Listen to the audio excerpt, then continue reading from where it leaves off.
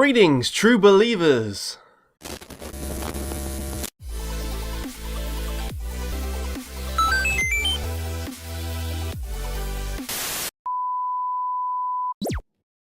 Welcome back guys, Mr. Rawlings here. I actually wanted to make this video several days ago, but I couldn't for various reasons, but it doesn't really seem to matter because these are mostly theories that you may well have heard of anyway, but there's a couple of things which I thought about as well, and I thought I'd convey them to you. And this is all to do with Marvel and the Marvel Cinematic Universe and the Infinity Stones and the Infinity War that's coming. So if you're not interested in that, then you might as well click off. But if you are, then stick with me. So first of all, just a really brief recap on what Infinity Stones are. Before creation itself, there were 6 singularities. Then the universe exploded into existence, and the remnants of this system were forged into concentrated ingots, Infinity Stones. So I'm going to assume you know something about MCU and you watch it, so I won't go over too much about it, I'll just dive in.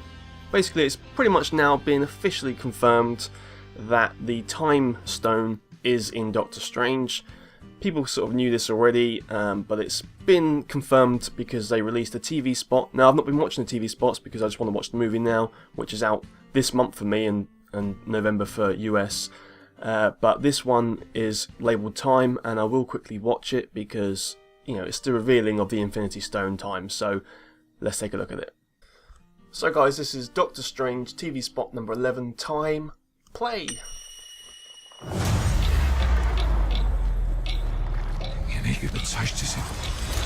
Whoa! It's time.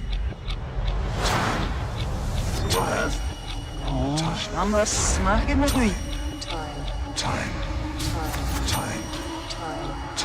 Yeah,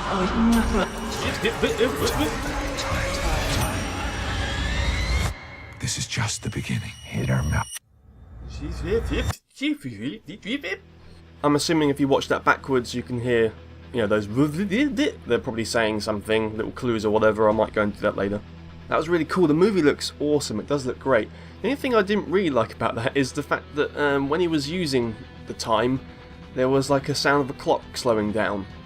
You know, tick-tocking. In a way, I kind of hope they put that in there to ham up that TV spot and it's not actually in the movie, because when these stones were created, you know, before existence, pretty much, they didn't have clocks back then, did they? That's something we invented as a way to measure time. So why would the stone make the noise of a ticking? I don't really understand that. Hopefully, if it is in the movie, it's because, you know, Doctor Strange is wearing a watch or something. I don't know, but it's a little bit insulting to audiences to try and explain, oh, it's because time is slowing down and reversing, so we better put the sound of a clock in there. Not sure we need that, but okay. But other than that, that looked brilliant, and I'm really looking forward to the movie. The effects look great, and yeah, like I say, that's pretty much the Infinity Stone of Time confirmed. Now this brings me on to a theory that people have had for a while, and that is that the spelling of Thanos are clues as to what the Infinity Stones are or how they're housed. And you can see here what I mean by that.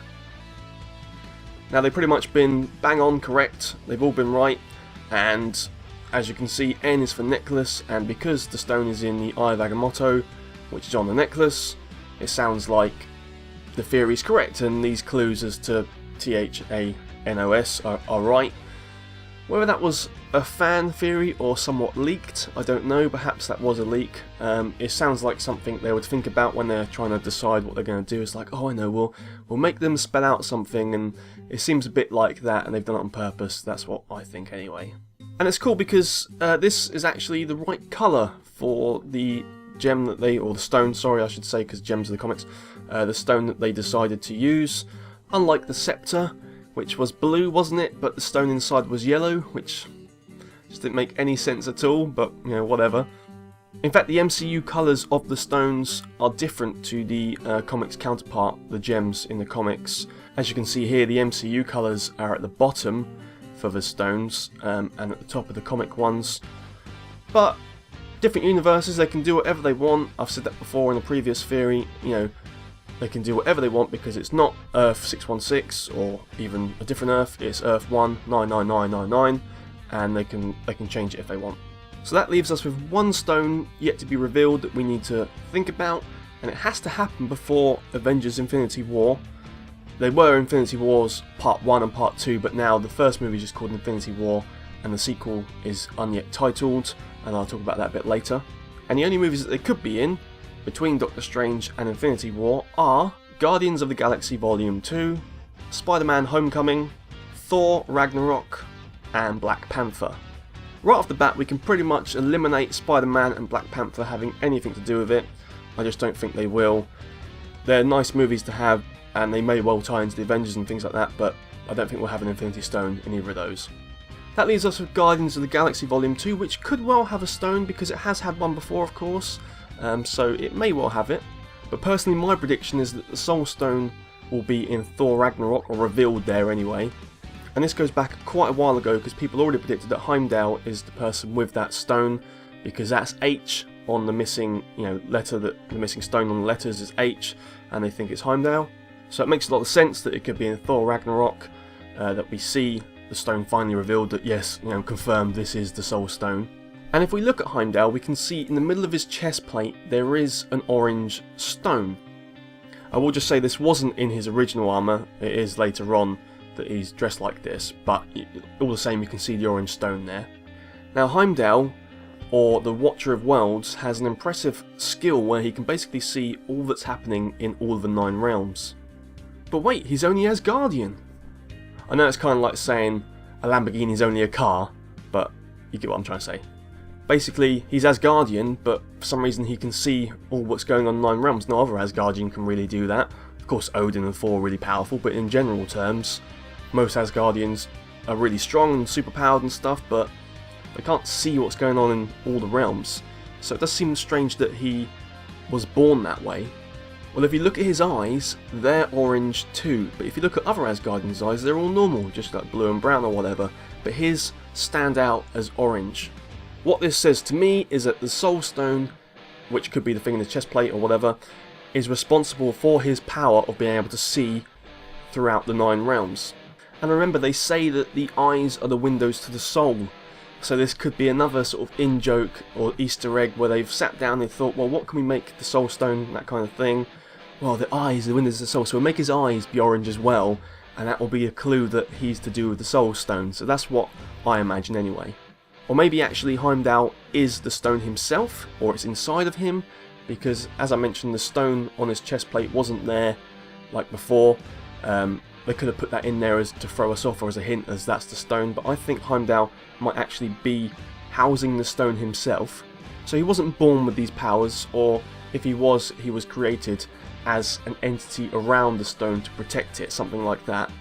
And then because the movie is called Thor Ragnarok, and it's a bit of an end of days scenario, perhaps Heimdall dies, and that unleashes the stone so Thanos can collect it either there and then or later on, whatever, it unleashes the stone. And the reason why I think it's housed by him is because if we go back to the little graph we had there of all the letters spelling out the items, they are things that house the stones, they aren't the stones themselves. So we had T for Tesseract, we've got A for the Aether, which was that thing holding in all the red stuff. We've now got N for Necklace, which of course is housing the stone inside the Eye of Agamotto. We've got O for the Orb that we saw in Guardians of the Galaxy. And we've got S for the Scepter that Thanos gave to Loki, and that obviously had the Mind Stone inside of it. So it leaves H to be the housing device of the Soul Stone. So if it is Heimdall that has the stone, he is the housing device, as it were, of that stone. So it makes sense that he actually has it inside him. It might just be the little gem on the front, like I say, but I think he was created solely with the purpose of, having that stone, or the power of the stone within inside of him. So yeah, that's what I think. I personally can't see what else H could stand for. If you have got an idea, let me know, but I think it's pretty much going to be him. So what that means, guys, is we've seen the Soul Stone in the very first movie to have stones in them, Thor, back in 2011, and it's only going to be revealed last, and that is again the sort of thing you'd think they would do. They'd show us something that's important there and then at the start, but not reveal it until the very end, and a lot of us already know that it's going to be that case, but some people would be like, oh my god, it was him all along kind of thing, so I think they've done it on purpose. And then this brings me on to some final thoughts about why they renamed parts 1 and 2 to just Avengers Infinity War and then an unnamed sequel to it. And I guess what it's saying, or what it's definitely confirming, is that the first movie will be the fight for the stones. It will be Thanos trying to collect them and the Avengers trying to stop them. And yeah, it sounds obvious because obviously if there's a sequel, that's what you'd expect, the build up and then the finale. But this just hits it home a little bit harder that that's what it's going to be solely about. So the war is over the stones, and then the second movie will be to try and defeat Thanos, because this is an official image of Thanos with all the stones in the gauntlet, so he's completed it, so he obviously got all of them in the first movie, and the second one will be having to try and stop him from unleashing havoc and destroying everything in the universe.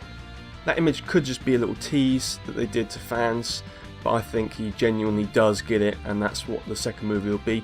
Perhaps the second movie will be called something like Avengers Titanfall. I don't know, just an idea. And what that means is we're potentially going to get a very strange first Avengers movie, because in all possible ways the Avengers will fail. They've got 6 stones to try and defend, and they fail over and over again at trying to defend them. It will just be one epic fail for all of them, the whole movie. And of course we're used to superhero movies and the Avengers movies having a good ending, or at least mini victories along the way. And we're not even going to have mini victories, they're just going to be just doing everything rubbish, and he'll just beat them in so many ways possible. Or at least that's what I think it will be like, that's the only way it would make sense really. And I think Civil War was preparing us for this a little bit, because that was like a good and bad ending, wasn't it? It was like a half win, half lose type situation, preparing us for the full lose of the next Avengers movie. And then we'll have to wait a year before we get a big full-on win. But I don't think it will be a big full-on win. In some ways, I think it will come at a cost, and yes, I mean casualties. I think people are going to die in trying to defeat Thanos, and that's why it will be the end of Phase 3. Because originally Inhumans was going to be in Phase 3, but now they've been pushed to Phase 4.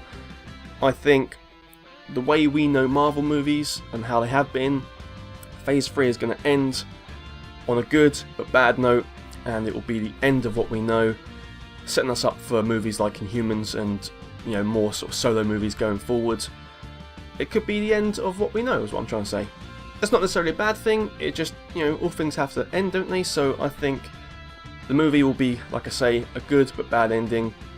And yeah, the end of what we know. So that's my thoughts and theories about Infinity Stones, what the next one's going to be, what's going to happen in the Infinity War and the sequel and the ending of that. And yeah, I hope you enjoyed that, and if you agreed with any of it, or if you disagreed with any of it, comment below and we can all have a little chat, can't we? So guys, that about do it. If you like that, please click like, click subscribe for more videos like this, and I'll see you on the next video. And until then, remember, stay true believers. Don't stop believing. Guys, if you're still here, you're awesome! But as you are still here, why not check out some of my other videos? Oh, and if you haven't already, please click subscribe. Laters, haters.